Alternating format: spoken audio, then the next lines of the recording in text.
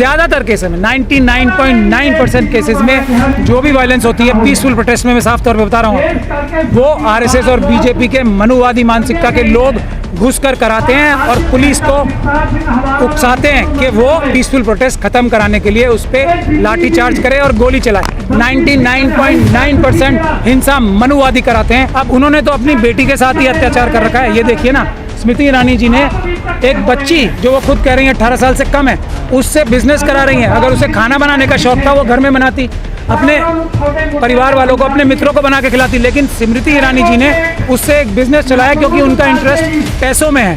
तो पैसों में इंटरेस्ट सिर्फ और सिर्फ मनुवादियों का। कोई ना कोई मक्कारी कर रहा होगा, कोई भी मनुवादी होगा, कोई भी अच्छी बात बोलेगा तो उस पर समझना चाहिए इसमें क्या मक्कारी है। देखिए, हम इंसाफ और बराबरी की मांग कर रहे हैं, जो भारत के संविधान का सोल और रूह है। हम ये कह रहे हैं कि बंदी सिंहों के ऊपर जो इल्ज़ाम है, और जगतार सिंह हवारा साहब, जत्थेदार साहब का तो मैं वकील हूँ, तो मुझे उनके ऊपर इल्ज़ामात का भी पता है। तो आज तक सुप्रीम कोर्ट से उन्हें सज़ा नहीं हुई, तो वो कानून की नज़र में अभी तक बेगुनाह है। जिन लोगों को रेप के केस में, छोटी छोटी बच्चियों के रेप के केस में, हज़ारों लोगों को मार देने की साजिश के केस में सुप्रीम कोर्ट तक से सज़ाएं हो चुकी है, जिनको राजीव जी को मारने वाले लोगों को सुप्रीम कोर्ट तक से सज़ा होने के बाद छोड़ा गया है, तो क्या इंसाफ और बराबरी का तकाजा ये नहीं है कि बंदी सिंहों को भी छोड़ा जाए? तो हम कोई भीख नहीं मांग रहे। देश का संविधान ये कहता है, देश का संविधान ये कहता है कि सबको बराबरी की ट्रीटमेंट मिलनी चाहिए। तो बंदी सिंहों के हक मारी हो रही है, उनके जो हक के हिसाब से उन्हें अभी सबको बाहर होना चाहिए था, वो नहीं है बाहर। तो ये डिमांड एक जायज़ डिमांड है, ये डिमांड संवैधानिक डिमांड है। ये डिमांड ऐसी है कि भारत इससे मजबूत होगा, क्योंकि किसी भी कम्युनिटी को, माइनॉरिटी कम्युनिटी को ख़ास तौर पे ऐसा नहीं लगना चाहिए। और माइनॉरिटी कम्युनिटी भी कौन सी? सिख कम्युनिटी, जिसने इस देश के लिए सबसे ज़्यादा कुर्बानियाँ दी हैं, उनको ऐसा नहीं लगना चाहिए कि हमसे, हमारी कम्युनिटी के लोग हैं तो उनके साथ भेदभाव हो रहा है। जिन लोगों ने ज़्यादा जघन्य अपराध किए हैं और जिनके ऊपर अपराध साबित भी हो गए सुप्रीम कोर्ट तक से, उन्हें तो छोड़ा जा रहा है सरकार द्वारा, पर सिख लोगों को, जिनके साथ सबकी पूरी सिख कम्युनिटी की नहीं, हर एक इंसाफ पसंद व्यक्ति की भावनाएं जुड़ी हुई हैं, उनके साथ ज्यादती हो रही है, ऐसा महसूस। सर, पब्लिक परसेप्शन ये है कि जो जत्थेदार साहब पे इल्ज़ाम है, वो ये मानते हैं कि अगर उन्होंने ये किया भी है तो ठीक किया है। जो बेअंत सिंह की हत्या हुई है वो अगर उन्होंने की भी है तो वो ठीक की है। तो इस पब्लिक परसेप्शन के बारे में क्या सोचते हैं आप? देखिए, मैं वकील हूँ, संविधान का मानने वाला हूँ, मैं पब्लिक परसेप्शन की बात नहीं कर रहा हूँ। ठीक है। और ये पब्लिक परसेप्शन इम्पोर्टेंट नहीं है। पब्लिक परसेप्शन ये इम्पोर्टेंट है कि एक ही जगह पे, एक ही स्थिति में दो लोग या दो ग्रुप्स खड़े हैं, तो एक ग्रुप के साथ अन्याय नहीं होना चाहिए। इस पर पब्लिक परसेप्शन को होना चाहिए। और सबसे महत्वपूर्ण बात यह है कि क्या सुप्रीम कोर्ट ने अभी इन लोगों को सजाएं दी हैं? नहीं दी। फिर ये जेलों में क्यों है? सुप्रीम कोर्ट बार बार इस बात को कह चुका है कि अगर पूरा जो ट्रायल, कानूनी प्रक्रिया है, वो खत्म होने के चांस नहीं है तो आधी सजा के बाद ही छोड़ देना चाहिए। ये बार बार बात कही जा रही है। जघन्य से जघन्य अपराध हो, जब भी पूरी कानून में सजा हो चुकी है तो छोड़ देना चाहिए। तो क्यों नहीं छोड़ा जा रहा है? ये है जो सवाल है कि ये उनके बारे में ये पूछा जाना चाहिए सवाल। पब्लिक परसेप्शन किसकी क्या है? वो देखिए, ऐसा है कि पब्लिक परसेप्शन बनाने के लिए बहुत सारे लोगों की वेस्टेड इंटरेस्ट भी होते हैं। जो आपने सवाल पूछा है वो एक वेस्टेड इंटरेस्ट है, वो इस बात को कह सकता है। पर हमारा जो सवाल है, जो हम डिमांड कर रहे हैं, वो खालिस है, प्योर है, एकदम ऐसा है जो निष्पक्ष है। हम कोई ऐसा पब्लिक परसेप्शन नहीं डेवलप करना चाहते जो निष्पक्ष ना हो। ये जो हम बात कर रहे हैं वो निष्पक्ष है, संवैधानिक है, कानूनी है। बाकी जिसको अपनी जो भावनाएं रखनी है वो रखे। कुछ लोग ये भी भावनाएं रखते हैं कि इंसान को इंसान से बड़ा होना चाहिए, छोटा होना चाहिए। ये मनुवाद की परसेप्शन है। तो जो मुट्ठी भर लोग मनुवादी हैं वो तो ऐसा भी सोचते हैं। उन सब बातों में हमें नहीं जाना है। 3 महीने तो मैंने आउटर लिमिट बताई है। अगर ईमानदारी से, जो इंसाफ, सच्चाई और हमारे देश का संविधान मानने वाले लोग हैं, अगर वो ईमानदारी से जो हमारे संविधान ने रास्ता दिखाया है पीसफुल प्रोटेस्ट का, अगर सुप्रीम कोर्ट, राष्ट्रपति, सरकार भी काम ठीक ना करे तो हमारे संविधान ने, बाबा साहब डॉक्टर भीमराव अंबेडकर ने खास तौर पे कमज़ोर वर्गों को ये रास्ता दिया है कि वो पीसफुल प्रोटेस्ट करें। जनता की आवाज़ सबसे मजबूत आवाज़ है। इस बात को सुप्रीम कोर्ट के 4 जजेस भी, एक मिनट, इस बात को सुप्रीम कोर्ट के 4 सिटिंग जजेस भी कह चुके हैं कि जनता आगे आए, सुप्रीम कोर्ट की रक्षा करे, मतलब न्याय की रक्षा करे। तो जनता को आगे आना है। जगतार सिंह हवारा साहब जो जत्थेदार हैं अकाल तख्त के, उनको मानने वाले दुनिया भर में इतने लोग हैं। अगर वो ईमानदारी से प्रोटेस्ट शुरू करें आज से तो 3 महीना बहुत लंबी तारीख है, बहुत जल्दी वो सब लोग बंदी सिंह बाहर। विश्वास करते हैं सर जी, आप लोग तो कहते हैं कोर्ट पे विश्वास नहीं है। हमने ऐसा कब कहा? हमें न्याय व्यवस्था पे सबसे ज़्यादा विश्वास है, SC ST OBC और माइनॉरिटीज़ को। ये जो दबाव हो रहा है ना इन न्यायिक व्यवस्थाओं पे, देश की CBI पे, ED पे, उसके खिलाफ हम आवाज़ उठा रहे हैं कि ये लोग छोड़ दिया गया। 5 BJP के मेंबर्स को अपॉइंट किया गया, 5 ऐसे अफसरों को अपॉइंट किया गया जो उस तरह के अफसर हैं जिन्हें सुप्रीम कोर्ट के जज से रिटायर होने के बाद राज्यसभा का मेंबर बनाया जाता है, जिन्हें गवर्नर बनाया जाता है। उस तरह के 5 मेंबर्स और 5 BJP के ऑफिस बेयरर्स मेंबर्स को अपॉइंट करके जो फैसला कराया जाता है, ये फैसला हमारे संविधान के खिलाफ है। ये फैसला इंसाफ और बराबरी के खिलाफ है। गुजरात दंगों से जितने भी मामला है सबको बंद कर दिया। सुप्रीम कोर्ट के 4 जजेस कह चुके हैं हम पे दबाव है। अभी ये जो चीफ जस्टिस रिटायर हुए हैं, ये अमेरिका जाके कह चुके हैं कि सरकार हम पे दबाव बनाती है। जो हमारे देश के लॉ मिनिस्टर हैं किरण रिजिजू साहब, जो कि एक ट्राइबल हैं, उनकी कितनी मजबूरी रही होगी बड़ी कि उनको ये कहना पड़ा कि सुप्रीम कोर्ट को सरकार से मिल के चलना चाहिए, उसके हिसाब से चलना चाहिए। तो ये दबाव खुले आम है। इसी के खिलाफ आंदोलन करने की आवश्यकता और ज़्यादा हो गई है। आज अगर सुप्रीम कोर्ट ने ऐसा फैसला किया है तो जन आंदोलन की और बड़ी आवश्यकता हो गई है, पीसफुल जन आंदोलन की। और मैं समझता हूँ ये जो बंदी सिंहों की रिहाई है, ये भी एक ऐसा आंदोलन होना चाहिए जो किसान आंदोलन से भी बड़ा हो, जो CA NRC आंदोलन से भी बड़ा हो। सर, प्रोटेस्ट में आप वायलेंस की कितनी जगह देखते हैं, क्योंकि पंजाब में एक वायलेंट हिस्ट्री रही है, वायलेंस की कितनी जगह देखते हैं कि क्या कभी एक ऐसा मौका आ सकता है जहाँ वायलेंस का सहारा लेना पड़े? वायलेंस देखिए, कोई भी SC ST OBC, Sikh, Christian, बौद्ध, मुस्लिम, जो हमारी माइनॉरिटी हैं, कभी भी, क्योंकि ये सब अम्बेडकरवादी हैं, भारत का संविधान मानते हैं, कभी भी, सुनिए, जवाब देने दीजिए, जाति और नाम के हिसाब से पूरा तो करने दीजिए, एक सवाल का जवाब दीजिए, पूरा करने दीजिए, उसके बाद ये कभी भी वायलेंस और हिंसा में यकीन नहीं रखते।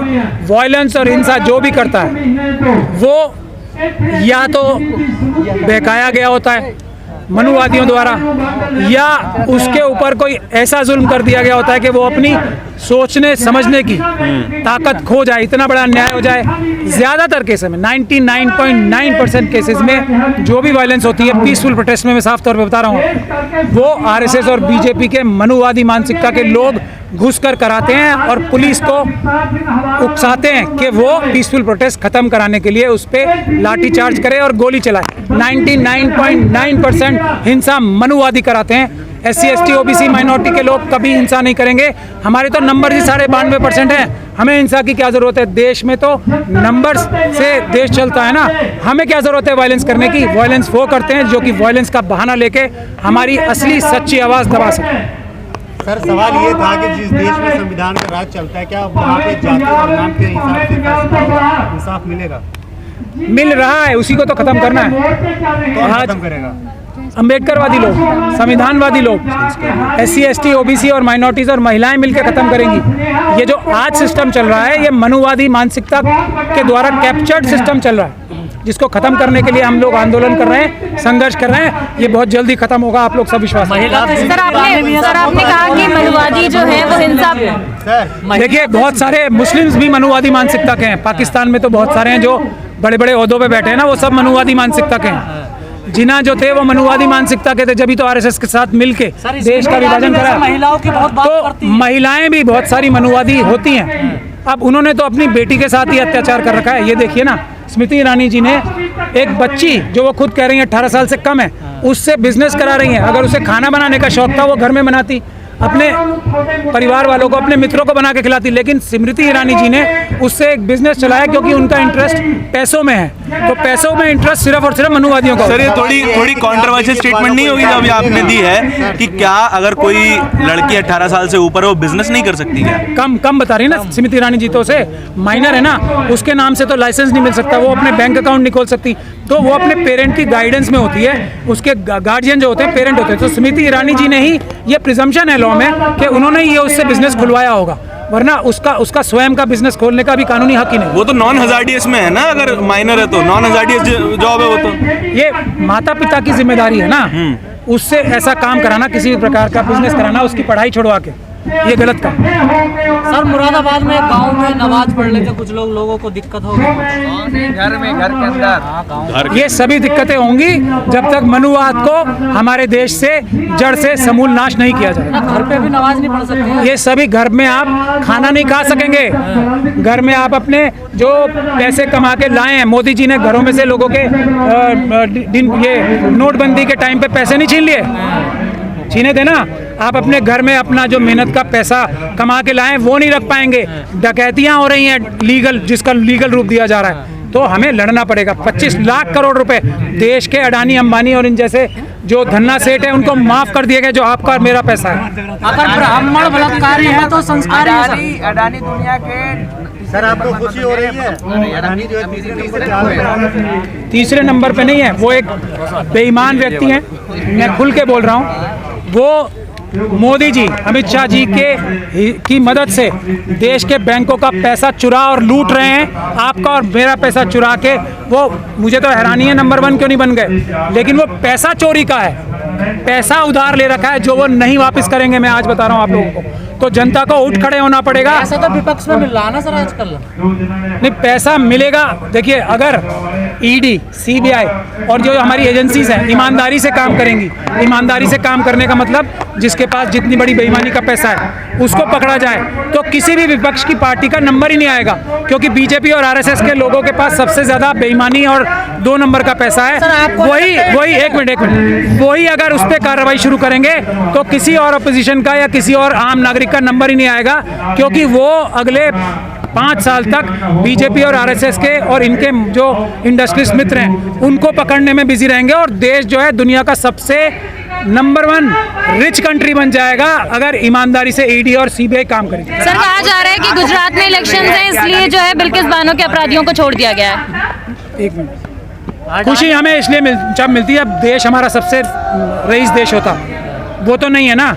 देश के पास पैसा है लेकिन रईस अब अडानी बन रहे हैं, इसका मुझे दुख है। सर, कहा जा रहा है कि गुजरात में इलेक्शंस हैं, इसलिए जो है बिल्किस बानो के अपराधियों को छोड़ दिया गया है। क्या कनेक्शन इन दोनों चीजों में? हर चीज का कनेक्शन तो धोखेधड़ी से इलेक्शन जीतने से ही है ना। हाँ। आजकल हर चीज का, मनुवादियों का 5000 साल तक जो ये कह सकते हैं कि ब्राह्मणों की सेवा करने ही बाकी सब लोग पैदा होते हैं, जो लोगों को ये हजम करा सकते हैं, वो कितने बड़े धोखेबाज और मक्कार हैं आप लोग अच्छी तरीके से समझ सकते हैं। जो ये यकीन दिला सकते हैं कि जो शूद्र जिन्हें वो कहना चाहते हैं वो नौकरी नहीं कर सकते, वो बिजनेस नहीं कर सकते, वो सड़क पे नहीं चल सकते, वो पानी नहीं पी सकते, जो ये सोच भी सकते हैं, वो किस तरह के धोखेबाज और मक्कार लोग हैं आप समझ सकते हैं। सर, आप बाबा साहब के बड़े फॉलोवर्स हैं, स्वामी कह रहे हैं ये ब्राह्मण है, बाबा साहब डॉक्टर भीमराव। मैं बाबा साहब का छोटा सा फॉलोअर हूँ और बाबा साहब ने सब लोगों को बराबर बताया। स्वामी ब्राह्मण बता रहे हैं बाबा साहब को। स्वामी, देखिए, कोई भी जो मनुवादी मानसिकता का होगा उस पे उसकी बात को डिस्कस करना सिवाय ये कहे बगैर कि वो राज्यसभा सांसद कोई ना कोई मक्कारी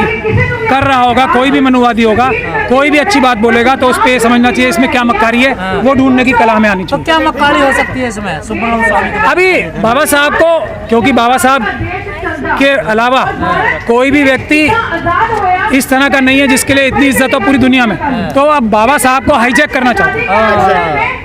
ये है मनसा।